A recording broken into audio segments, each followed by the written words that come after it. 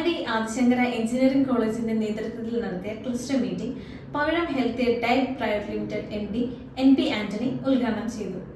Innovation and entrepreneurship development സെന്ററിന്റെ നേതൃത്വത്തിൽ cluster meeting Kalady Adishankara engineering കോളേജിൽ നടന്നു. Pavizham health diet private limited company MD NP Antony ഉദ്ഘാടനം ചെയ്തു. Adishankara managing trustee K Anand അധ്യക്ഷത വഹിച്ചു. Principal doctor MS Murali, dean doctor KK Eldhose, Kerala startup mission assistant manager Berjin Raseel, professor Ajay Basil, professor Eldhose PC തുടങ്ങിയവർ സംസാരിച്ചു.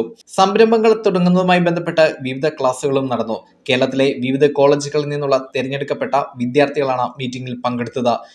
ബഹുമാനപ്പെട്ട അധ്യക്ഷൻ ശ്രീ ശങ്കര കോളേജിന്റെ managing trustee K Anand sir, principal MS Murali sir, ഡിസിഷന് വന്നിരിക്കുന്ന Kerala startup mission representative Berjin sir, ഇവിടെ സ്വാഗതം പറഞ്ഞ doctor Eldhose KK dean mechanical HOD, വേദിയിലിരിക്കുന്ന വിശിഷ്ടാതിഥികളെ, എല്ലാത്തിലും ഉപരിയായിട്ട് എറണാകുളം ജില്ലയിലെ 80 കോളേജുകളിൽ തെരഞ്ഞെടുക്കപ്പെട്ട VIP-കളായിട്ടുള്ള ഇന്നോവേറ്റീവ് ഓണ്ടർപ്രണർമാരെ, അവരെ കരുതലായിട്ട് അല്ലെങ്കിൽ ചെയ്തു വരുന്ന അധ്യാപകരെ, നിങ്ങൾക്കെന്റെ നമസ്കാരം. ഇവിടുത്തെ VIP-കൾ ഇന്ന് ഇവിടെ ഇരിക്കുന്ന ഈ ഓണ്ടർപ്രണർമാരാണ്, അല്ലെങ്കിൽ സ്റ്റാർട്ടപ്പ് മിഷന്റെ പേരിൽ വന്നിരിക്കുന്ന കുട്ടികളാണ്. കോളേജുകളിൽ ഇരുന്നിട്ട് സെലക്ഷനായിട്ട് അല്ലെങ്കിൽ തെരഞ്ഞെടുക്കപ്പെട്ട VIP ആയിട്ട് വന്നിട്ടുള്ള ഈ 2 പേരാണ് ഇവിടെ ഇരിക്കുന്നത്. തീർച്ചയായിട്ടും നിങ്ങളുടെ ആ ക്യൂരിയോസിറ്റിയും ആ സന്തോഷവും ആകാംക്ഷയും ഒക്കെ കണ്ടിട്ട് എനിക്ക് തോന്നുന്നു, നാളെയുടെ നിങ്ങളെ കേരളത്തിന്റെ ഒരു യൂസഫ് അലിയോ അദാനിയുടെ മാതിരിയോ അല്ലെങ്കിൽ ടാറ്റയുടെ മാതിരിയോ വേൾഡിൽ ശ്രദ്ധിക്കപ്പെടുന്ന ഓരോ ഓണ്ടർപ്രനർ മാറും എന്നുള്ള കാര്യത്തിൽ യാതൊരു തർക്കവുമില്ല എന്ന് ഇതിൽ തന്നെ തെളിയാണ്. അത് നിങ്ങളുടെ ആ ഒരു സൂക്ഷ്മതയോടെയുള്ള വീക്ഷണവും കലവലാന്നുള്ള സാധാരണ ഇങ്ങനെ ഇരിക്കുമ്പോഴുള്ള അച്ചടക്കമില്ലായ്മയോ അതൊന്നും കാണാതെ എത്ര ആക്യുറസി ആയിട്ടാണ് നിങ്ങൾ ഇരുന്നത് വീക്ഷിക്കുന്നത്. ഞാൻ കാണുമ്പോൾ തന്നെ എനിക്ക് കുളിർമ. ഞാൻ ഇതേ കോളേജില് പ്രീഡിഗ്രിക്ക് എക്കണോമിക്സില് തോറ്റ ഒരു വ്യക്തിയാണ്. എന്റെ എഡ്യൂക്കേഷൻ എന്ന് പറഞ്ഞാൽ നമ്മൾ IT നമ്മൾ ഷീറ്റ് മെറ്റൽ വർക്കർ, പിന്നെ ഇവിടെ പ്രീഡിഗ്രി എക്കണോമിക്സ്, ഇതാണ് നമ്മുടെ ഒരു എഡ്യൂക്കേഷൻ ബാക്ക്ഗ്രൗണ്ട്.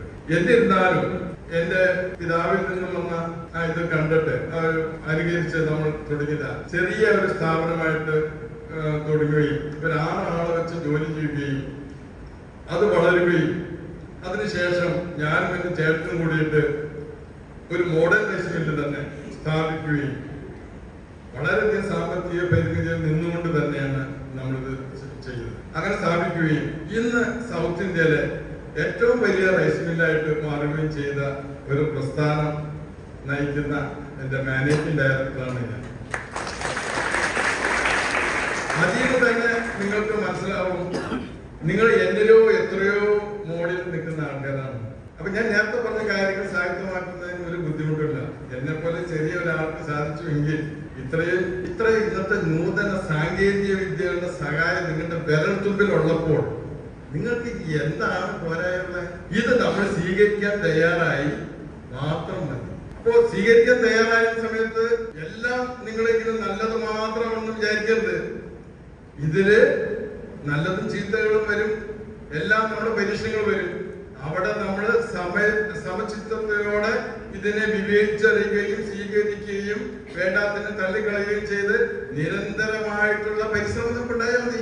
ഞാൻ നേരത്തെ പറഞ്ഞ മാതിരി ലോകം അറിയുന്ന ഒരു വ്യവസായമായിട്ട് എന്റെ അനുഭവം വെച്ച് പറയുമ്പോൾ ഈ ജോലി എന്ന് പറയുമ്പോൾ ഒരു കൺട്രോൾഡ് കാര്യങ്ങളാണ് വരുന്നത്. നമ്മുടെ കപ്പാസിറ്റിയൊക്കെ ഒരു ലിമിറ്റേഷൻ വരും, വളർച്ചയെ തടസ്സപ്പെടും.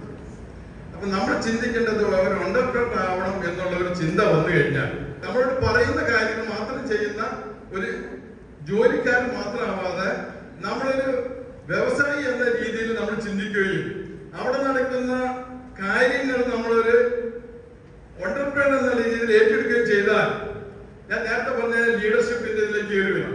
അപ്പൊ ആ മാനേജ്മെന്റ് നിങ്ങളെ കൂടുതൽ കാര്യങ്ങൾ നിങ്ങൾ ഏൽപ്പിക്കും. നിങ്ങൾ ആ വർക്കറോ മാനേജറോ അത് GMO CO ഇങ്ങനെ ലെവലിലേക്ക് നിങ്ങൾക്ക് എത്താൻ പറ്റും. ആദ്യം തന്നെ നമ്മൾ ചിന്തിക്കുകയാണ്, എനിക്ക് ഇതാണ് വേതനം, ഞാൻ ഇത്രയും ചെയ്താൽ മതി.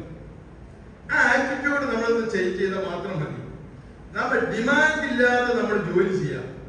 Innovation and entrepreneurship development centre Kerala startup mission ആരംഭിച്ച ഒരു നവീന പദ്ധതിയാണ്. ഇതിലൂടെ വിദ്യാലയങ്ങളിലും ടെക്നിക്കൽ സ്ഥാപനങ്ങളിലും നവീകരണ സംരംഭങ്ങളെയും സംരംഭകത്തെയും പ്രോത്സാഹിപ്പിക്കുകയാണ് ലക്ഷ്യം.